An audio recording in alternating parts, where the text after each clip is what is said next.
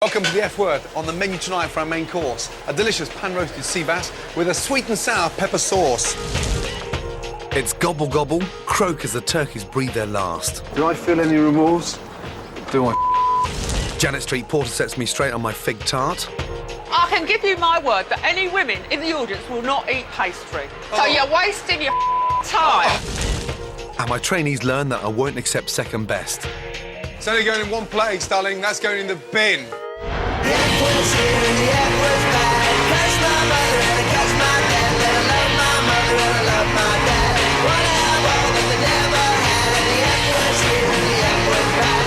Catch my mother and catch my dad. Let her love my mother and I love my dad. Wanna have all that they never had.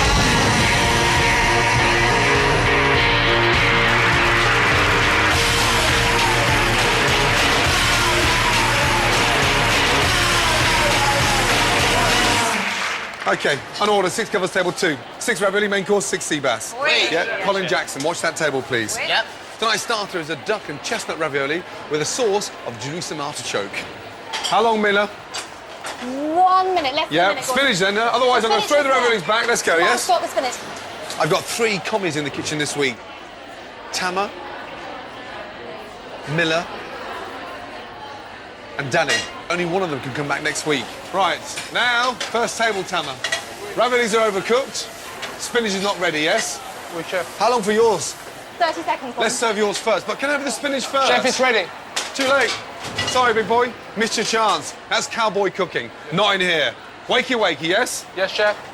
Now we're serving a Jerusalem artichoke sauce with the ravioli. Don't peel them. The flavour's in that skin. Slice it in half and just slice it down, almost like you're slicing shallots. It's important to start soaking them straight away, otherwise they'll go black.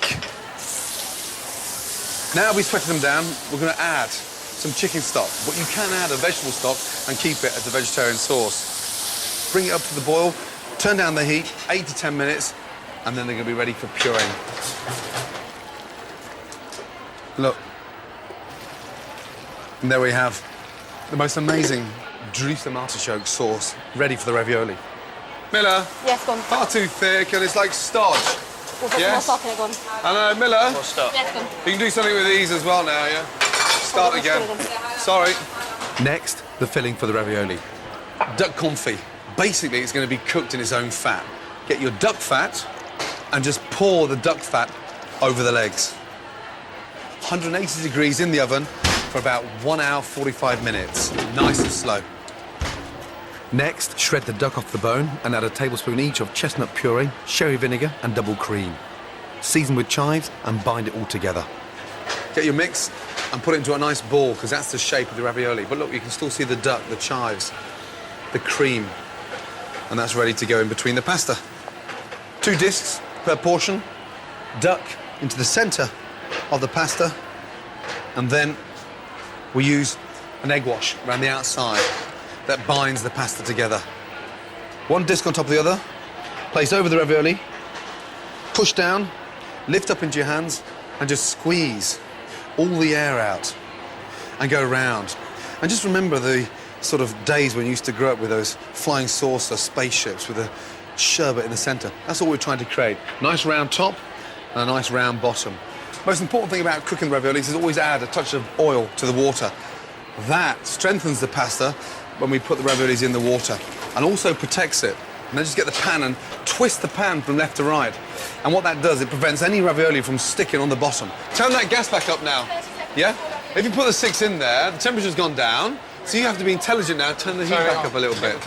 If it's not boiling, what happens to the ravioli? It will just break apart. It will burst, and it will sink to the bottom, and it will stick to the pan, and then we'll throw more away. And with that, you can off home, yeah? Salt, Tama, let's go. Oh, no. Yeah, no, you just put a big clump in there, Miller. I'll toss it around to Yeah, or take it out. You don't just put a clump in there, otherwise someone's going to have a very salty ravioli, yeah? Get it in the bin and start again. Chef, I've got 10 seconds, start. Yeah, that's right. 6. I don't want all that bullshit, 10, 5. I just give you 1 minute. Yes, chef. 6 raviolis in. Oui. When they're in the water, then you connect with me. Yes, chef. Until then, shut the up, OK? They're going in now, chef. Let's go. Turn the gas down, please. Yes. OK. Spinach. In the centre of the bowl. And the spinach helps the ravioli stay in place. Now, the juicy artichoke sauce. That is winter at its best. Come on, Tama, come on, you're fast asleep again. Honestly, you're like a big telegraph pole. Come on, big boy, you have got to bend those bones. Yes, chef. You know that, yeah? You're about as flexible as a post box. Move, go, table 6. Go.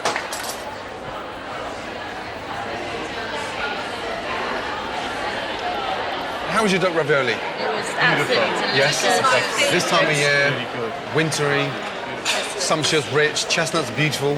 It is so well balanced, the flavours. Very creamy, it's meaty, it's perfect. It's Judgment Day for the turkeys, and it's the first time I've ever slaughtered an animal. The turkey's time is up.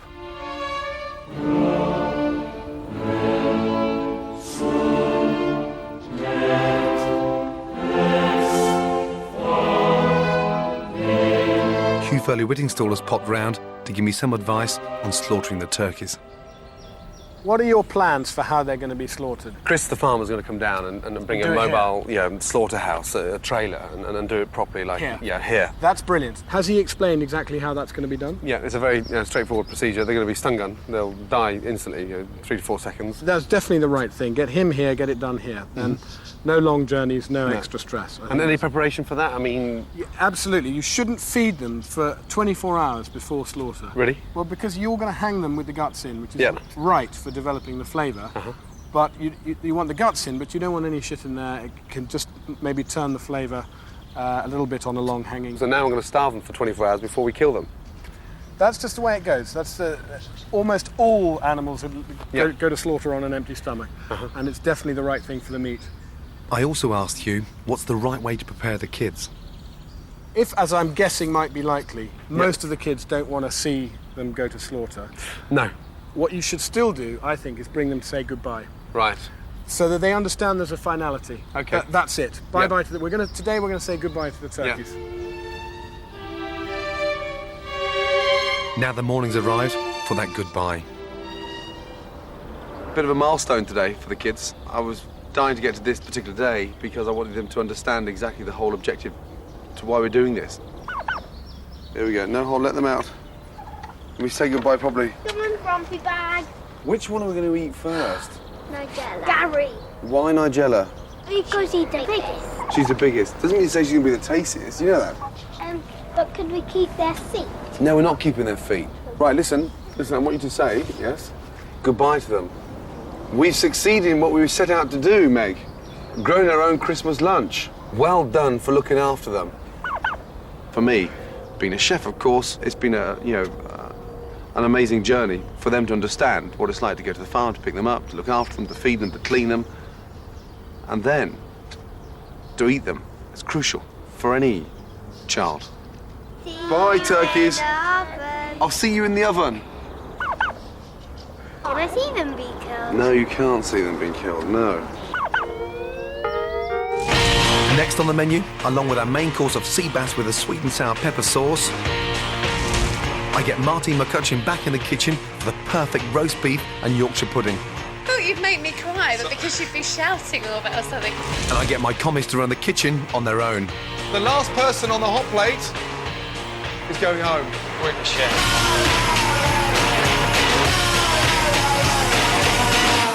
1 minute from now, yes? 4 sea bass in. Oui, chef. Let's go. Miller. Yes, ma'am. Yeah. Danny. Yeah, get on the stove and stop hiding. Yes?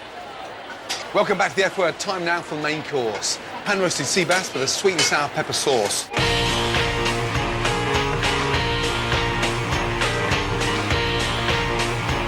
Sea bass.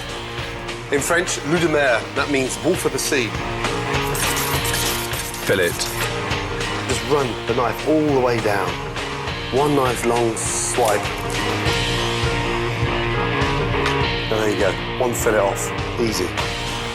Pepper sauce. Rather than cut the peppers in half and take out the seeds, just cut around it, leave the seeds in there and do the job once. Almost like as if you're peeling an orange.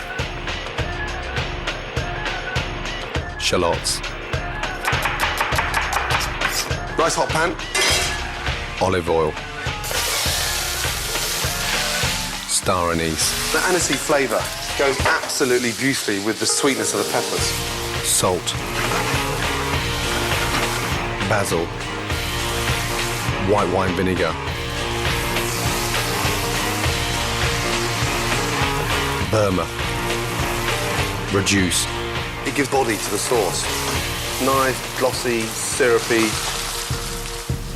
200 mils of water. Simmer.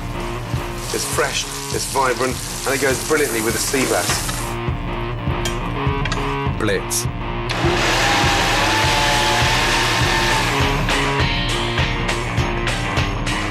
Absolutely beautiful bass. Score. Salt. Thyme. It just so perfumes the sea bass. Olive oil. Skin side down. In it goes. Fingers on top for 30 seconds. 90% of the cooking time will take place in that skin. But you'll know when it's cooked, when it starts turning bright white.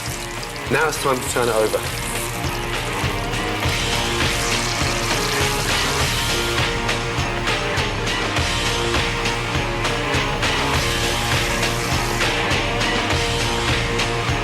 Just finish it with olive oil. Sea bass with pepper sauce. Done. With the sea bass, we're serving braised endive and rice pilaf. Now, endive is something you eat a lot of raw in salads. I quite like it this way because it's sort of roasted, braised, cooked in orange juice, and it's the perfect way of cooking endive, especially in winter. Now that we've got the colour on there, the caramelisation is taking place on the outside, it's time to add a touch of Grand Marnier. Grand Marnier in. Whew. Merry Christmas. Once we've burnt off the alcohol, get your orange juice, give it a good shake, and now, look, orange juice into the pan. Into the oven, 10 to 12 minutes, and by the time the orange juice is evaporated, the endive is cooked. Miller? Yes, go on. Look at the bass. Miller, it's only going in one place, darling. That's going in the bin. It's burnt. Sorry. Start again. Yes. No. And Danny, what the are you doing? What are you doing? I was just making sure this didn't burn, Chef, and... You're making sure the sea bass is burnt, and No, you've done that already? No, the sauce, Chef. I just took The it off sauce, the heat. right, OK. and Basically, moved can you on get a in. grip? Yes, Chef. 10 portions of sea bass in the bin, nothing happening. Yes, Chef. You're looking busy, but you're actually doing nothing. And all you're doing is just spinning around, you know, like this, bobbing around. Nothing's actually been done. Now, there's the top of the endive. Oui. Yeah? Get the endive coming back down like this. You know that nice little point it had? Oui. And place the base of the endive, yeah? At the base of the plate. Look. Oui. Yeah? And follow it up. Now watch. There's the sea bass. There's the top, there's the bottom. White, the sea bass, on there. Now look. I'm going to show you this one. Watch. Sauce, 1 spoon, round, and look at the colours. Look. There you go. Well done. Finish it off. How long, Miller, please? Now. Let's go on. Look at that there. Look. Yeah? Beautiful. The colours are there. Yes? Do that plate, I'll do this one. Yes? Happy with that? Oui, chef. Are you happy with that? Oui. So you should be. Go, please.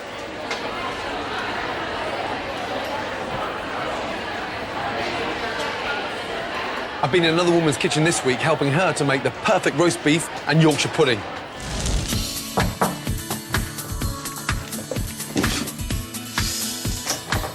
I've changed my mind. See ya.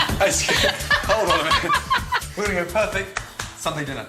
Roast beef, roast potatoes, Yorkshire puddings, some carrots and cabbage, and then maybe a really nice sort of sexy gravy. Can I just say in advance Yes. that I'm quite an intelligent woman, but when it comes to the kitchen, I don't mind admitting I'm a complete bimbo. What's that?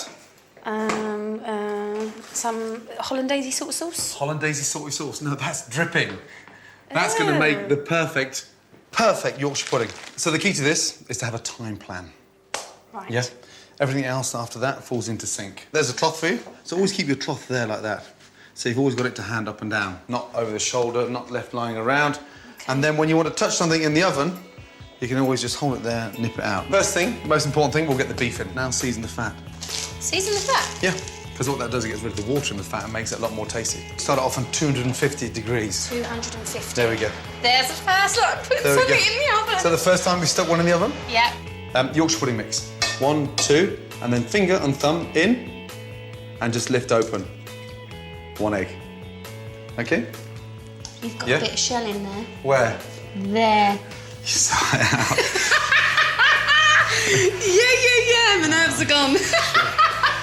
Okay, well spotted. He is human. I'm gonna get some milk, bit of pepper. Oh my. So it's fat, so that's gonna help them rise and stop them from sticking. Do we have to add that much in there? You've put more milk in there. Yeah, just a tablespoon. Oh, just don't put have it a down. heart attack. Put that in there. Over you go to the tray. In one. That's it. Good. A little bit more. Good. Whilst the beef is roasting away, they should go zoom. And now we just do the easy stuff. Roast potatoes. I have had nights where I'm thinking, God, it would be so great if I could cook right now. Christmas dinner, sometimes I'd like Christmas at mine, and then my mum's like, no, why do we have it at yours? Because then we've got to cook, and we haven't got everything we need there, and we have to bring everything with us. I like to get the tray on top of the gas ring before it goes in the oven. It just stops it from sticking.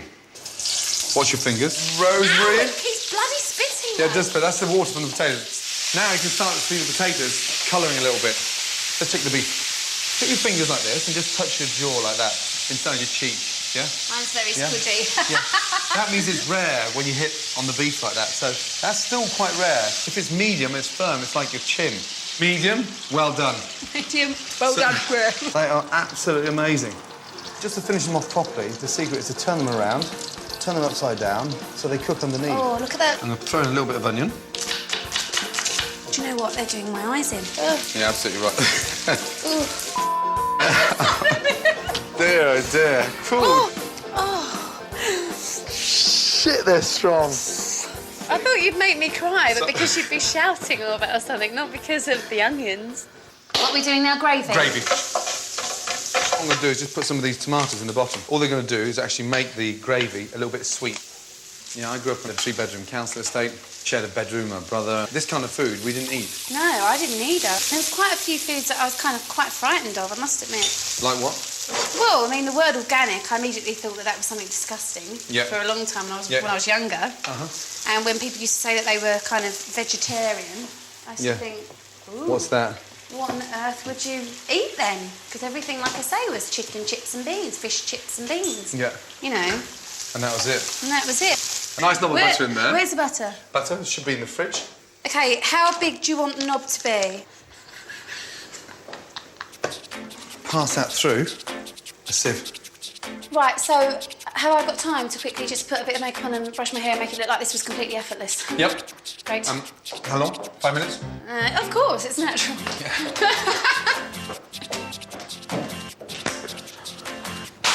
Now, women back in the kitchen.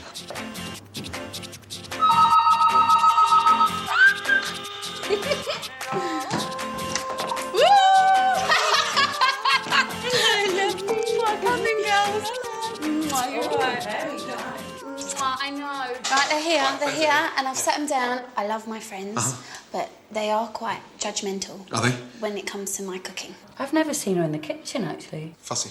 They're just dreading it, I think. Martin cooking, are we a bit worried? Don't worry about getting everything sort of piping hot. The beef's rested. Yes. Yorkshire puddings are served at room temperature. Yeah. Are you sure they're meant to be served at room Yeah, temperature? no, what we'll do, just before we take the potatoes out, we'll stick them in the oven. Just a little bit yeah, of heat. absolute definite. Try and keep the plates nice and clean. So it looks like I really do know what I'm doing. Yeah, and you're in control. That beef looks delicious. Yeah, see how it's coming together? Colour. It's just all almost coming out like a sort of a chain reaction. This has to be your pièce de résistance. Yeah. Crispy and nice and light. Look at that. Yeah, that's it. Good. Ready? Well, that's it. Well done, babe. Oh my Now, God. yeah, here we go. Okay.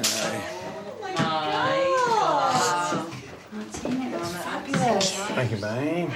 That is probably one of the best Yorkshire puddings I've ever tasted in my life. I can't stop thinking about that. You've done it. That's what's going through every mouthful. I'm just thinking, oh, God. It's Martin. Don't associate cooking with Martin. Cheers, everybody. Yeah, Get well there. done. Well done. Well done. Cheers. My request that you don't let her off the hook. Thank you. Thank you. Right, Danny, Miller, Tama, come here, yes? Now, the brigade are going out, and you're going to cook a table on your own. Yes? Yes, chef. OK. The last person on the hot plate is going home. Chef. Miller, you got 4 sea bass, table 12. Wait. Danny, you got 6 sea bass, table 8. And you, Tama, have got 5 sea bass, table 5, yes? Oui.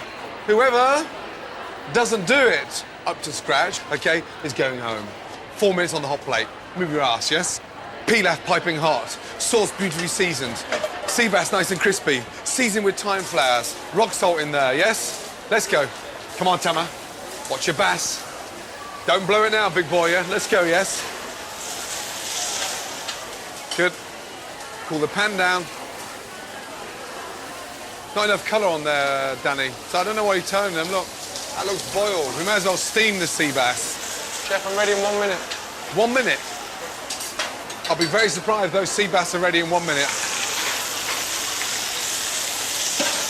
How long, Danny? Make it count, yes? 3 minutes, chef. Service, please. Table 5 here. Don't sod the plates up now. Take your time, yes? Come on. We all started off at the same time. However, it's all coming out in different times. Quite interesting. Let's go. Don't you dare send that. Come on, hurry up. Work and talk at the same time. Stop gawping. Oh, all that lovely, delicious food. Now you're going to send it on dirty plates. You ready? Yes, chef. Send it then. OK, can you go, please? Table 5. Table 5, Weren't chef. listening. Interesting. Right down the hot plate. How long, Miller, please? I'm coming up now. You're coming up now, yes? Table 12, Miller, please. Table 12. How long, Danny? 1 minute, chef. Good, nicely sauced. Very nicely sauced. Bass? Chef? Now, that's 1 piece of bass. Yes. Yeah. And the person sat opposite, we sat with that piece of bass. Different size. And they went in the pan at the same time? So they won't be cooked the same. Are you happy with that? That's the question I've got to ask you. No, chef. Not now, no. I respect your honesty. Thank you. Because I'm not happy with that. 4 more bass? Start again. Service. No, I'm going home.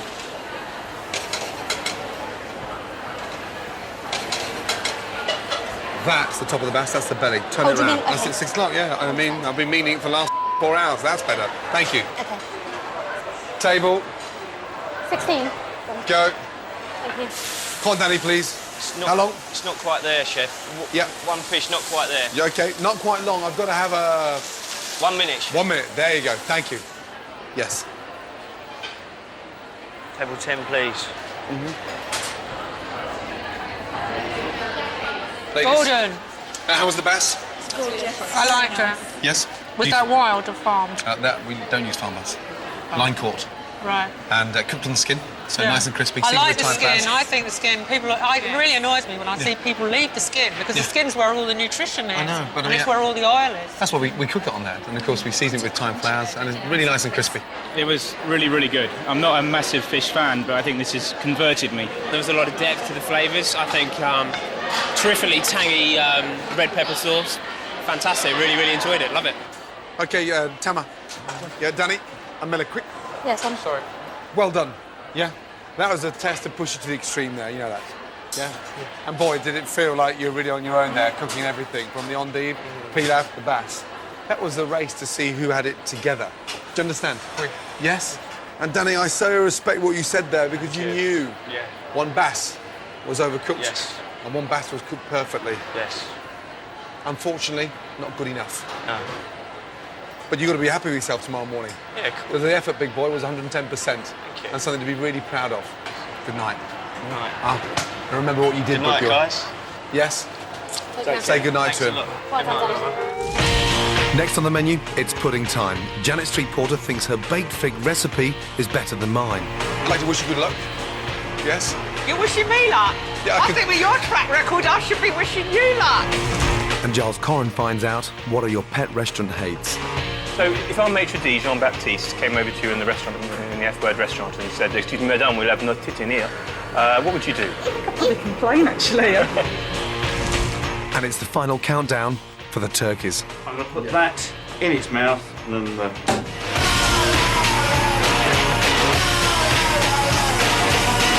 Now it's time for pudding, and Janet Street Porter's going to attempt to beat me with her favourite fig pudding. I always say that to my sort of fellow contestants, good luck. You're wishing me luck? Yeah, I think with your track record, I should be wishing you luck. I can tell you've got attitude already, your hands are folded. Are you in a mood? Yeah, my body language is like... Body language. I know this kind of dessert's a bit beneath you. It's not complicated enough for you, is it? Not unless you're going to make some chocolate doodly-dar thing on the top. Just going to be a nice, simple fig tart. Nothing Tart? more You're making a tart? You're in the kitchen, so I thought nothing better to do than a nice You're tart. making a fig tart? Yes! You absolute slimy I'm just doing baked figs.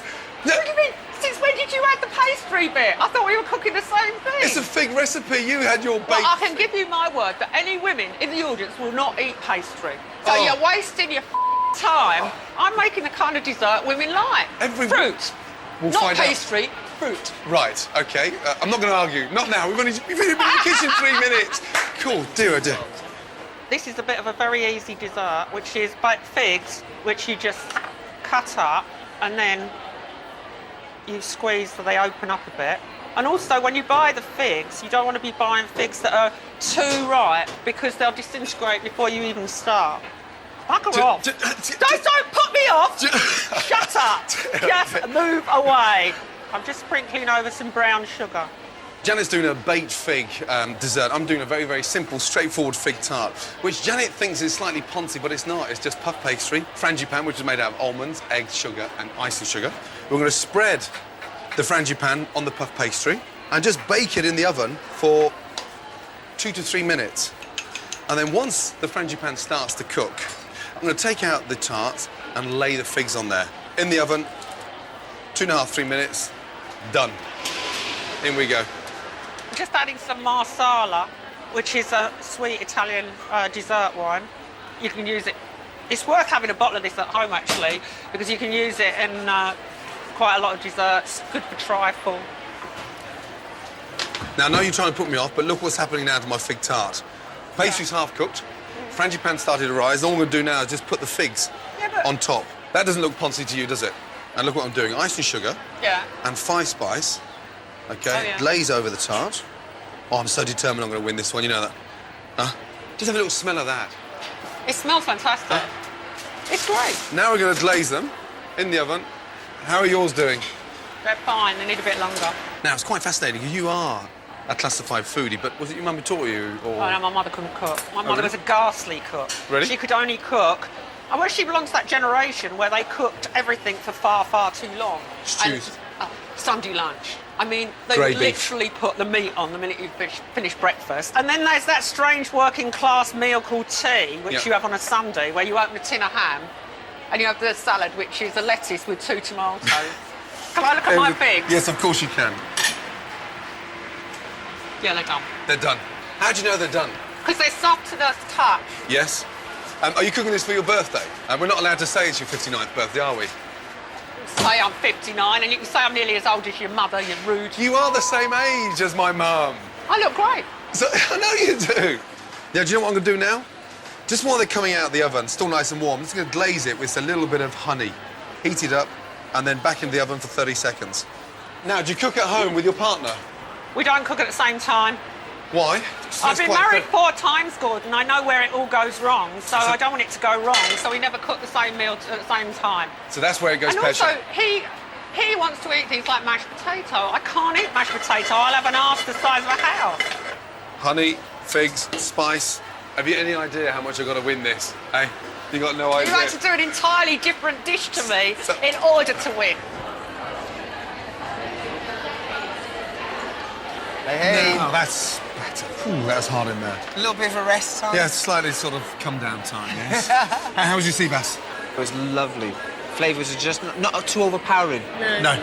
Just nice. You do quite a lot of cooking. I do. I enjoy cooking. It's one of the only few creative things I can do. And how did you learn to cook? I mean, how did you first get involved with sort of cooking? Mum or...? No, I used to watch. Just sit and watch. Didn't do anything. Take any lessons, do any recipe books, just watch how my parents used to cook. And my father used to do most of the cooking. Okay. My very first meal I ever cooked wasn't a Jamaican meal, funny enough. No. It was sweet and sour pork. Sweet and sour pork. And I was 9 when I did that with. You guys have been spending a lot of time together over the last couple of months. Yes. Was Erin a good teacher? Was she? Excellent. Yes. Patience of a saint. Show me position 1.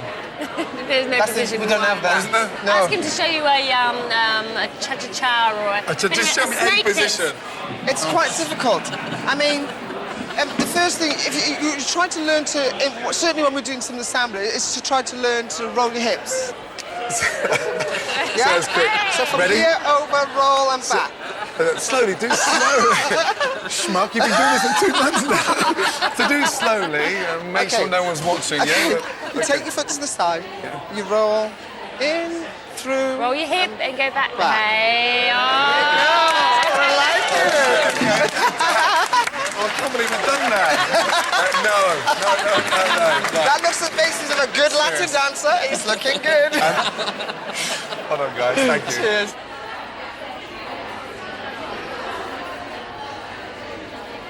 Hello, Giles. Hello, Gordon. What have you been doing this week? I've been looking at things that ought to be banned from restaurants. You know, basically the government are banning smoking from everywhere. Yes. And I thought smoking's, I mean, I know it's banned in your restaurants. Have been for a long time. But it's not the end of the world, smoking, and there are things which are far more irritating in restaurants. So we did a survey to find out what other things people would like to see banned. Welcome to Shea Giley. For one day only, the owners of this restaurant have kindly let it to me, and now that I'm a restaurateur, I'm going to start banning things, almost everything, the things that annoy me. I don't know what annoys you. For example, people who drink cappuccinos after dinner. It's a breakfast drink. Or ugly people. They just put me off my food. Supposing it was your restaurant, though, what would you ban? The Harden's Restaurant Guide has concluded that people who eat out regularly find 1 in 4 meals unsatisfactory. In a bid to try and improve things, we commissioned a survey of 2,000 people to find out what the public would like to see banned from restaurants forever.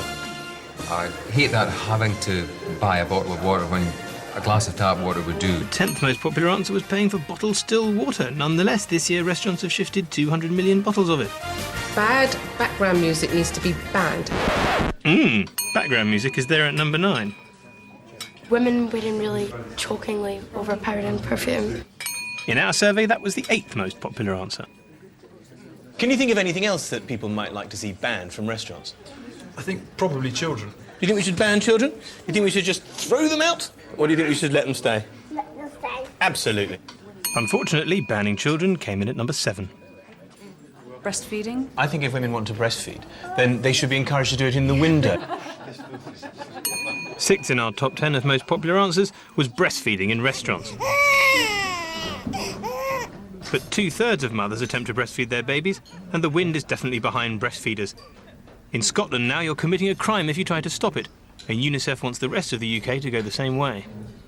If people are that offended, it's up to them to leave. It's not up to me. If my child's hungry and wants to eat, then, you know, to me it's more embarrassing and it would ruin your evening more to have a baby that was screaming. So if our maitre d', Jean-Baptiste, came over to you in the restaurant, in the F Word restaurant and said, "Excuse me, madame, we'll have no titty here," what would you do? I think I'd probably complain, actually. What do you think the most popular answer might have been? Maybe PDAs, kissing, making PDAs? public displays of affection. 5th in the survey was snogging in restaurants, with more than 1/4 of people voting for it to be banned. The toilets are not the sort of place you'd want to be parked close by, so bad placement of tables. Our survey says that tables too close to the loo are at number 4. Mobile phones. People talking on their mobile phones. One minute. Yeah. No, I'm doing a bit of telly. Sorry, what was that? You were saying there was something you want. Mobile phones? Oh. Unsurprisingly, mobile phones come in nice and high at number 3, but women are less interested in banning them than men. What do you think the top answer might have been? Say if you're going for a romantic meal and you get sat next to a whole group full of people maybe that haven't seen each other for ages. So what we're basically talking about is badly planned tables, specifically thinking about romantic couples. Yeah. Tables too close together. It's our 2nd most popular answer. One of the most irritating is when you are charged service charge. And then, of course, you get the chit back after they've taken your card away. And on it will be gratuity as well. So that thing where they add the 12.5%. Yeah, and then they bring it back with a blank Then there's a slip. nice little, space, gratuity, and you think, well, I've paid that much, so should I actually doubly pay? It's our top answer. The terrible practice of trying to make people tip twice is what most people want banned. And you're not the only ones. The trading standards people are unhappy about it too.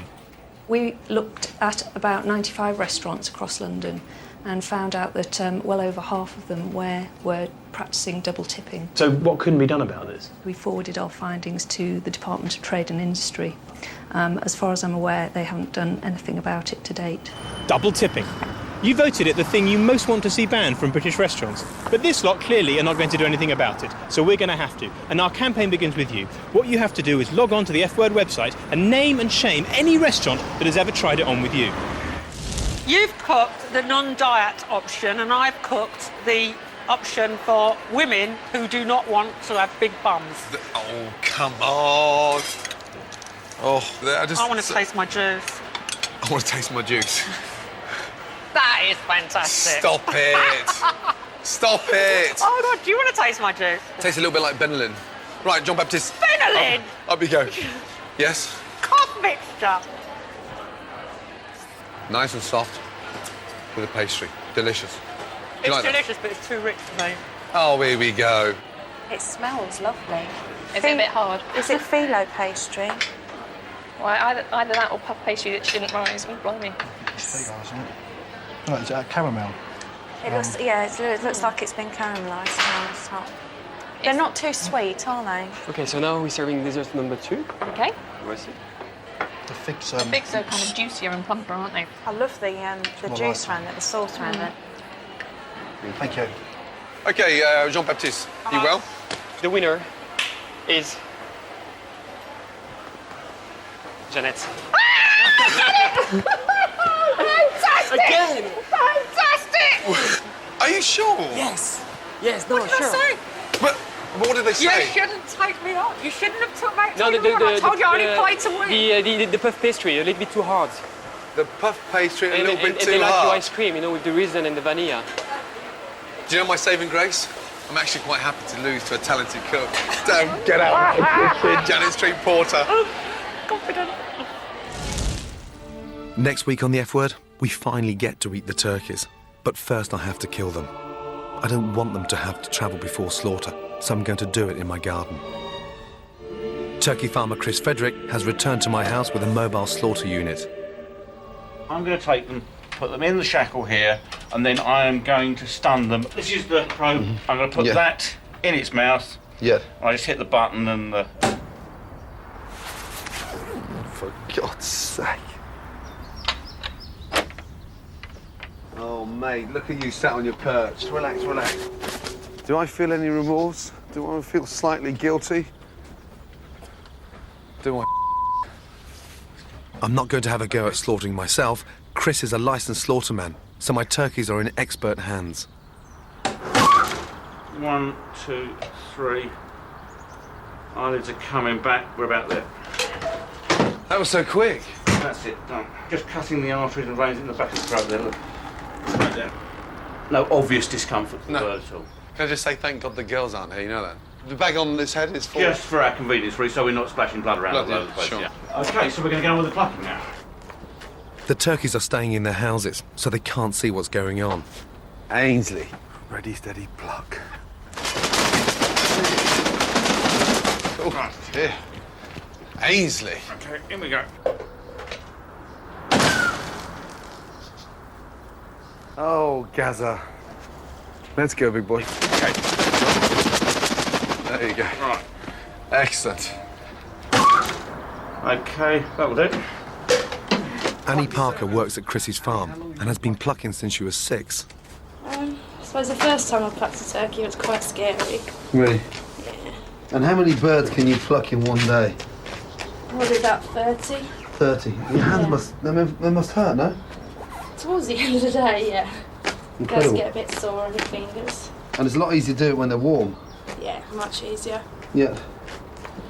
Starting off with cold hands can be a bit slow. Working on the farm, you don't get attached to them, do you? Oh, no, definitely not. No. No. What would you give me as a piece of advice?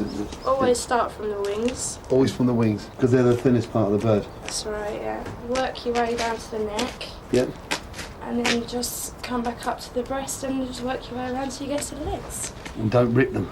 So when you first met your boyfriend, yeah, what do you do? Oh, I'm a mechanic. Oh, what do you do, love? Yeah, I'm a turkey plucker. This one's picked up very, very well. Hasn't he? One pluck Gary.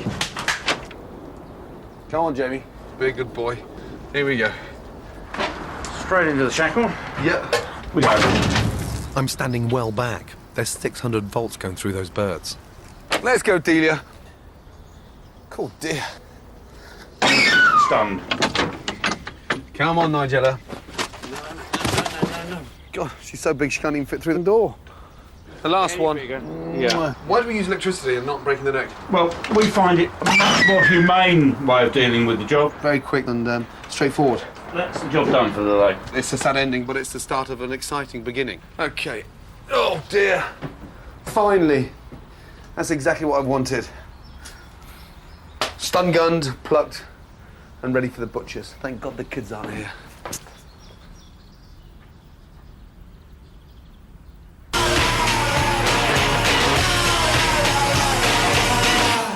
Enjoying the taste of victory, madam? I am Madam so Porter. enjoying. I bet you are. I bet they're sliding down the back of the throat with the greatest of ease. Yeah, Yes. it's good. It's You see, good. It tastes nice. Yes. I'm glad you're happy. I loved it. Good girl. You know. Janet Street Porter's happy, everybody. Won't last. Hi, Rach. Hello. How are you, darling? Very well. Did you enjoy your figs? I thought they were okay. Okay, yeah, nothing more. Nothing special. And so what have you been up to this week? I've been looking at labels and what they do and don't tell you about products, Mhm. especially when they suggest something's good for you. Most of us would like to be healthy and eat foods that are good for us, so when we shop, we pick up things that fit in with that. But because of our current labelling laws, manufacturers can perfectly legally present foods in a way that suggests they might be better for us than they really are. Take this, for example. It's an officially low-fat biscuit. Personally, I'd imagine that if I bought this, I'd be eating less calories. But what the front of the packet doesn't tell you is that these biscuits are very high in sugar. So these officially low-fat biscuits contain more calories than these, and these, and these, none of which I'd dream of buying if I was watching my weight. Is it just me, or are other people confused by the labels on the front of products? Why would you buy something that said low fat on it? Because it makes you feel better about what you're eating, really. Do you think it might be low calorie? Well, if it's saying low fat, one would assume, I suppose, that the two are linked. You expect them to tell you the truth, not just skip over the bad bit. They shouldn't be allowed to have that in big letters and what really is content in small letters. The labels on many products make claims about their fat content, but the front of the packet only tells half the story. When manufacturers reduce the fat, often you lose flavour, and they may add sugar in order to give you back that flavour. But the claim that they're making is only about that specific nutrient. If it's low in fat, that's all they're claiming. What's really important is that you look at the whole food, look at the back of the pack, and I think manufacturers could make that labelling much clearer. It's amazing what the labelling laws allow. Look at this. This is a plain yoghurt with 3.7 grams of fat per 100 grams. And this is a low-fat yoghurt with 1.2 grams of fat per 100 grams. I can add this whole bag of sugar and this still counts as a low-fat yoghurt, which is a claim that the other one just can't make. Yeah, well, officially that is still less than 3% fat, so that is a low-fat food. But if I were to have just 3 dessert spoons of that yoghurt, I'd be having the same number of calories as this chocolate bar. So we know what's in here, but if we tell the public it's low-fat, I wonder which one they'll choose. We go for the low-fat one. Low-fat yoghurt. You put a whole bag of sugar in it? And the law allows me to say low-fat yoghurt, but I don't have to say plus a bag of sugar. That's wrong. You look quite surprised. Yeah, I am quite surprised. Yeah, I would say that was wrong. I'm hoping that Which can explain the situation to me. The law on health and nutrition claims just isn't tough enough. While it is against the law for manufacturers to deliberately mislead in terms of the claims they make, there are a number of confusing and contradictory health and nutrition claims out there on the market. It's not just low fat. Guidelines on words like light or LITE are so vague, manufacturers can use them to imply a food is better for us than similar products, even if they still contain what's been defined as a lot of fat or sugar. So what's being done about all of this? Well, proposals are being discussed here from January next year in the European Parliament that will address all these issues, that will give clear definitions and make sure claims are checked. We're calling on UK MEPs and the British government to support these proposals to make sure that consumers can make a properly informed choice. So next time you go shopping, remember, check the back of the packet as well as the front. Look at all the nutritional information. And if you'd like to see the law changed and the regulations tightened, visit the F Word website and find out how you can make it happen. Tama, Miller, let's go. First of all, to both of you, well done. Thank you. Tough day.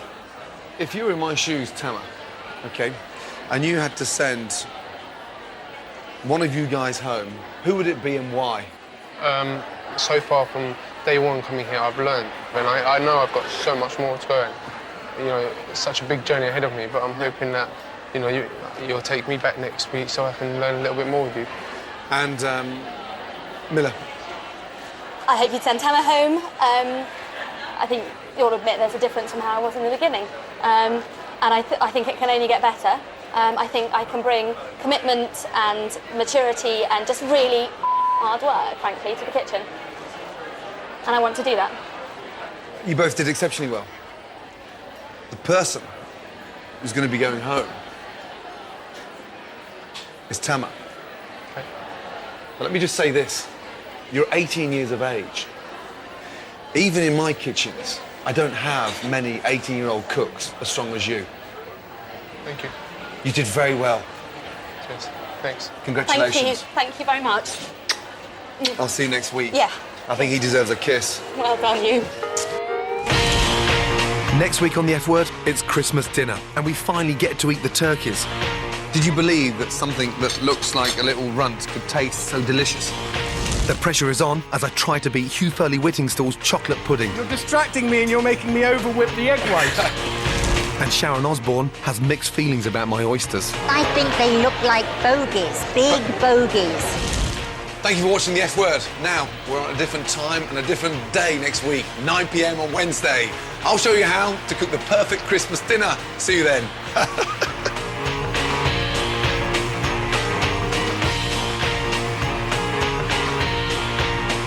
The 7th is for festive. Gordon's doing it Wednesday at 9. Next, one of the Cosmos is losing it in Space Cadets.